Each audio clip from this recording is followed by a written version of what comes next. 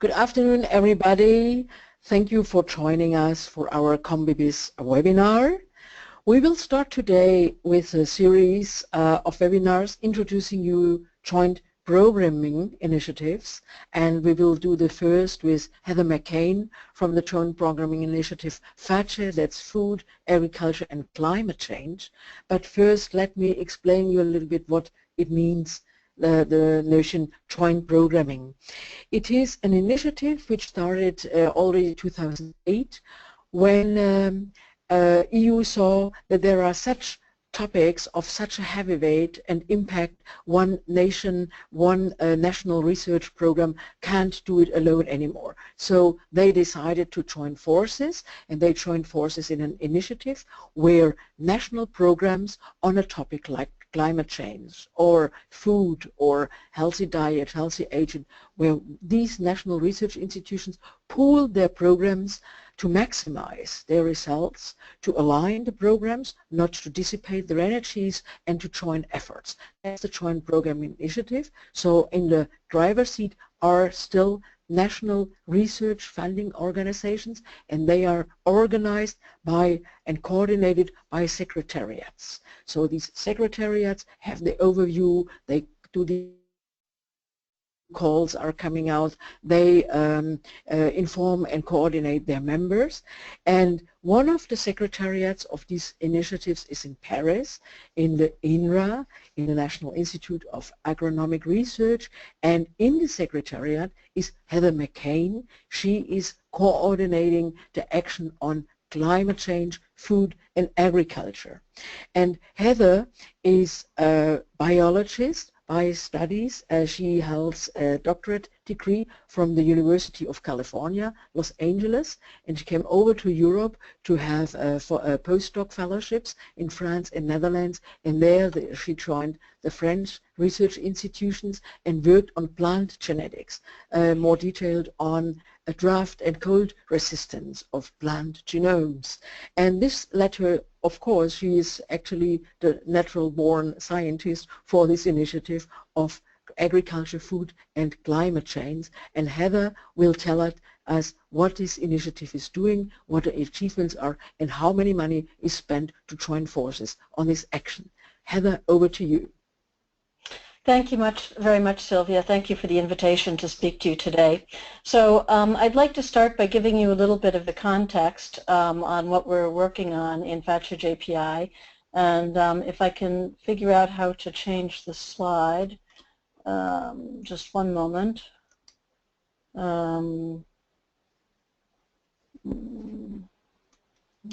Somehow. Okay, there we go. So I have the second slide here. So I want to talk, this is a slide that dates back to 2007 on the projected impacts of climate change. And you can see that starting already at 1 degree of temperature increase relative to pre-industrial temperatures, we can start to see very strong effects on all aspects of our lives, and in particular in what concerns many things related to agriculture. So you have impacts on crop yields, you have impacts on water, which of course in turn also may lead to impacts on crop and animal agriculture. You have impacts on ecosystems, and that includes biodiversity, so you can have a number of very strong effects on biodiversity. And then of course something that we're becoming more and more familiar with, which is extreme weather events. And these extreme weather events are often devastating and have already begun right now. And so you see that the 1.5 temperature degree, the 1.5 degree temperature increase that the latest Paris Agreement aims for is really very important to keep us from arriving in a situation that's potentially catastrophic. And of course this slide doesn't show that and what we've already seen in past episodes, for example, of drought and is in high temperatures, is that we have higher food prices, the market volatility increases, and of course this is all going to have an impact on food and nutrition insecurity throughout the world. So moving on to the next slide, we can see that agriculture is part of the problem. And why is that? Well, because you have, in fact, a number of sources of greenhouse gases coming from agriculture. You have so there's the three main agricultural gases, which are methane, nitrous oxide, and carbon dioxide. You have methane coming largely from cows. You have nitrous oxide that comes from fertilizer use and also from waste, and carbon dioxide, which is related to land use. And so agriculture alone is directly responsible for about 13% of global emissions. And if you include the land use change, it goes up to about 30%. And that's, for example, for deforestation, for growing crops. So, and then you have specific cases, for example, rice, which makes methane. So you can see that agriculture is definitely one of the contributors to greenhouse gas emissions, which are responsible for the climate change. But if we go on to the next slide, we can see that agriculture is also part of the solution. And so there's a number of different ways that agricultural practices can help to sequester carbon in soils, for example, and that's through a number of different management practices, and some of them are listed here, that we shouldn't leave the soil bare, that there's a need for intermediate crops and intercropping. You can also add hedges at the boundary of fields to increase the soil carbon sequestration. You can also optimize pasture management, and of course there's restoring degraded lands. So a number of farming practices can help very much in terms of mitigating climate change through the sequestration of carbon in soils. And there's, as post COP21, there's this big initiative that's starting now, which is called the 4 per 1,000 initiative on carbon sequestration in soils for food security and the climate. And that's, I've mentioned that one specifically, but this is just one of a landscape of a number of initiatives that are taking place at the international and at the EU level to tackle the societal challenge, which is related to agriculture and food security under climate change. And when we talk about agriculture and food security, we also need to think about not just the demand side, the supply side, but also the demand side. So, for example, we have increasing populations which are requiring more and more food, but also a different kind of diet with more meat. And 30% of our food is considered as to end up as waste. So these are things that we need to tackle to really achieve climate a mitigation of climate change through in the agricultural sector. So now if we can go on to the next slide, I'm going to come to FACCE JPI. So as Sylvia mentioned, this is the Joint Programming Initiative on Agriculture, Food Security, and Climate Change, which has been running since 2010. And this is the scope, and you can see that what we do in FACCE JPI is really at the intersection of these three areas of food security, agriculture, and climate change. And so a key component is adaptation and mitigation. And I don't know if so the animation works, so that in fact this is really, FACCE JPI is part of the bioeconomy. It's not the whole bioeconomy, but this question of making enough food and using biomass in a more coherent and efficient way is really at the heart of FACCE JPI. And you can see the drivers that are around the edges, which are things that I mentioned a little bit, but you have the question of increasing biological resource use efficiency, you have an increasing global food demand, there's a need for building resilience in agriculture and food systems, and of course then you have all the planetary boundaries in terms of greenhouse gases, energy, and contamination. So FACCE JPI fits right into this scope and really is at the heart of the question of climate change, adaptation, and mitigation to achieve food security at a European and a global level. And so if we go on to the next slide, I'd like to briefly describe a little bit what FACCE JPI has done so far in the 5.5, 6 years that it's been running. We have 8 ongoing joint actions and 2 more that are under development, and the estimated national contributions for these different 10 different actions is around 111 million euros. So it's a start, and we have a strategic research agenda and we have an implementation plan, both of which are available for download on the FACCE JPI website. And the research is divided into 5 core research themes, and you can see these are listed here as each column. One which is food security under climate change, which is a sort of an overarching theme, and then these 4 others which can sort of be considered as 2 pillars, one about sustainable intensification of agriculture, and then the other one about biodiversity and ecosystem services, and then a second pillar which is really the climate adaptation mitigation issues. And under each one of these pillars, each one of these core themes, we have a number of different joint actions that are running. We have a very, very successful pilot action which is called a knowledge hub, which brings together over 300 researchers who are working on modeling of climate change impacts on agriculture, and that's called MAXER, and I invite you also to look at their website. We've run an international call on food security and land use change with a group of funders called the Belmont Forum. We also have, under core theme 2, we are starting a new type of funding mechanism to bring together existing, well, it's actually more of an alignment mechanism to bring together existing research on sustainable intensification of agriculture in Europe. We have a Aranet co-fund, which is a European Commission instrument for co-funding research with national funders, which is on sustainable agriculture for food and non-food systems. So this is really also a bioeconomy question, and it funds a number of projects. We're working on again, a new. One of the things that FACCE JPI tries to do is to take advantage of research that is being funded at the national level and really bring coherence and bring together these research projects in order to exchange information, to exchange data, and to harmonize methods. And so this thematic annual programming network on agricultural soil quality is something where nationally funded projects will be brought together in a network to do this kind of alignment and to exchange information. We have a set of 10 projects running on biodiversity, and that's in collaboration with the Biodiversa Aranet, which is a very successful long-running Aranet. And then for adaptation, we have 2 different Aranets that are running. One on climate smart agriculture, where there's 11 projects that are currently running.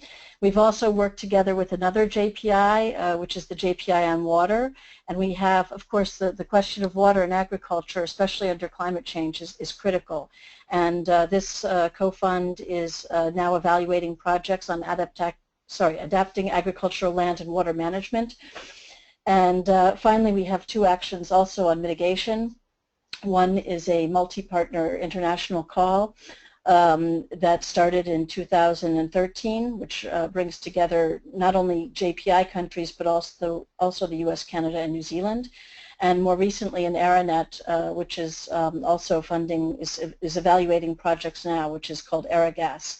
And in addition to these projects, we've run a number of exploratory workshops to see where the frontiers are, where the new and emerging areas are for research within Europe.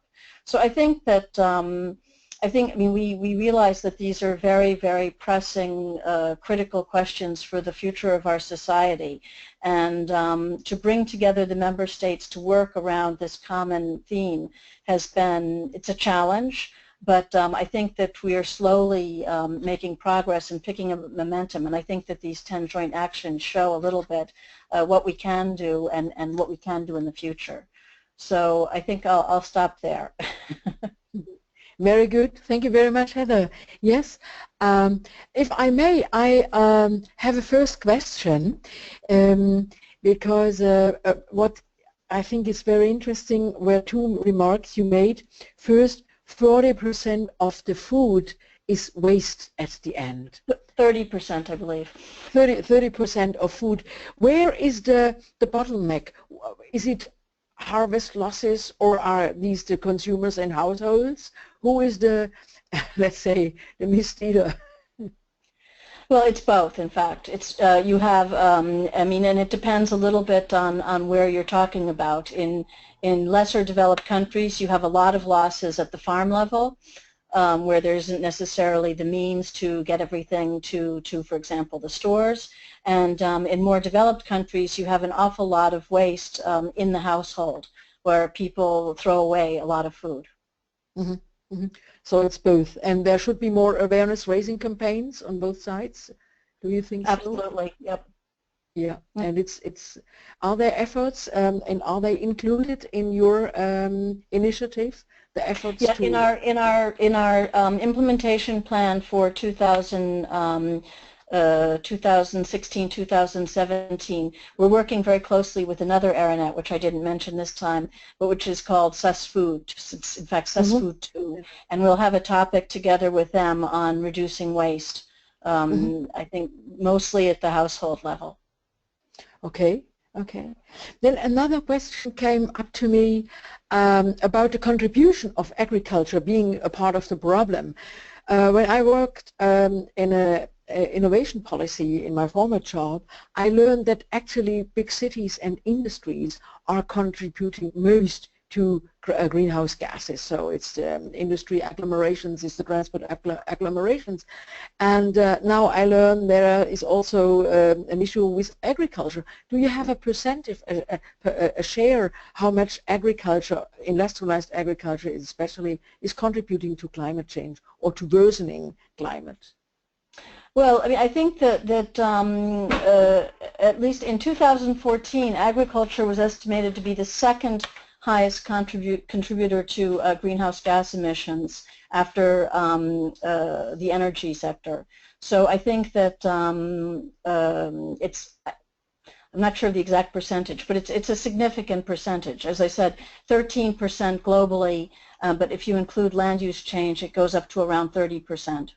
30%. In terms of the emissions of greenhouse gases, yeah. Yeah. And is there also an initiative you work with, perhaps with from this industry energy side? Is there a joint programming on the energy impact on climate change? Not yet. Well, there's a JPI on climate, which is going to look at cross-sector, that will do cross-sector analysis on climate change. But there's not a specific JPI which is on energy at the moment.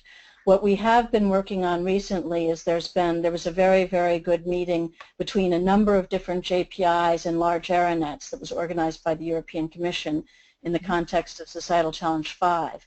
And what they are interested in looking at is some of the subjects that are at the crossroads between several JPIs. And of course, one of those is the water, food, energy nexus. Yeah. Do you know how many researchers on the European level are working on your topic? Estimated. No. I know that when we started in 2010, if you look at food security, agriculture, and climate change all together, which is not what we do. We really look at the intersections. But if you look at the national budgets altogether in the countries in which are involved in our JPI, it's about 1.4 billion euros of research funding. So it's a huge amount, but that's really everything. So I think that if you consider that we don't cover that entire scope, it's probably maybe, I would say maybe a sixth of that roughly. But I couldn't give you a number of researchers. Mm-hmm. Yeah. Well, but this gives, I think, an image or an estimation how big this issue is and why it is worth to join the forces in a joint programming, which is also from the point of view of funding methodology, I think a very interesting approach. Is not only Brussels and evaluators joining in a cooperation program, as we know from framework programs like FP7 or Horizon. No, it's actually making use of the European research area, which I think is six-fold bigger than the mere EU Commission funded approach. So Commission funding of research is only a sixth of that what the JPIs have in their baskets, so to say. And I think the climate change is worth to go for this much larger approach. So you said finally after a couple of years of co-working, you have the first outcomes and results. What's the main achievement so far?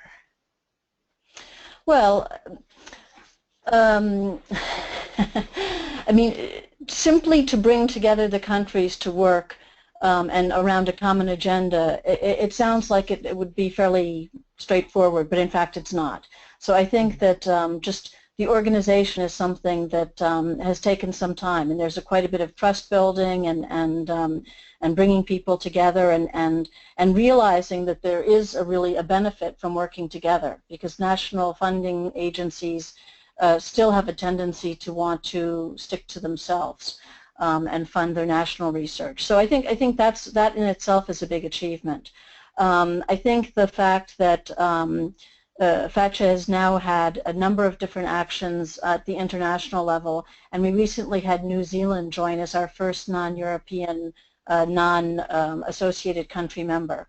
And so I think that's something in terms of the wish to be open to the world. I think that we're making progress there. We're starting to look much more in detail because, you know, we don't have any projects that have actually finished entirely yet. One of the advantages of joint programming is it's a long-term process, and it doesn't necessarily mean we can guarantee projects that last for 10 years, at least not yet because of the funding, you know, mechanisms. But we do have a long-term perspective and have a monitoring and evaluation framework that we've put in place to look at you know, sort of all the different levels from the project up to the action up to the whole JPI level. And we're also now developing a valorization strategy to be able to take the results from our individual and sort of from groups of projects and look at the impact they have on policy, so through policy briefs, but also practice briefs. And so that's a work that's just starting now, because you need to have the projects that are more or less at the end of their cycle to start doing that. And so I think that you know, we could probably tell you more in 5 years. Okay. Right now, I think we've made a big step forward in aligning of national programming. I guess so, yes. What could a project like CommBeBiz do? You know, we are communicating the bioeconomy. Is there something in the air where we can, you know, our specific approach is to break the box. We want to reach out not only the academic community, to go beyond. So we need simple examples, tangible things. Is there something in the air? What we could say? Let's take up this in a project or a brochure or in a project brief or something like this. Do you think about an example in agriculture? What is most promising?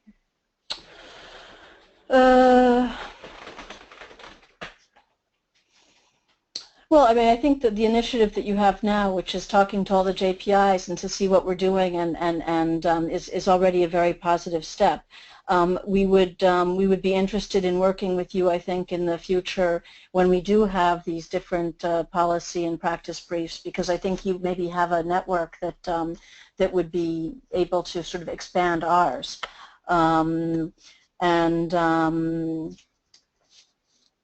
You know, I don't know. I hadn't really thought about it, but I don't know whether, for example, with your experience in communication, maybe there's something for JPIs to learn about how to be more visible, how to increase our impact, and I think that, you know,